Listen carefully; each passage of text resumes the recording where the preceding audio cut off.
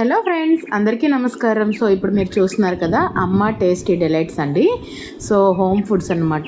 ఇది రన్ చేస్తున్న వారు ఎవరో కాదండి, మన ఏసీహెచ్ గార్డెన్ ప్రియా గారు ఉన్నారు కదా, ఆవిడే రన్ చేస్తున్నారు అనమాట. న్యూ ప్రాజెక్ట్ చేశారు. సో చాలా చాలా హ్యాపీగా ఉంది.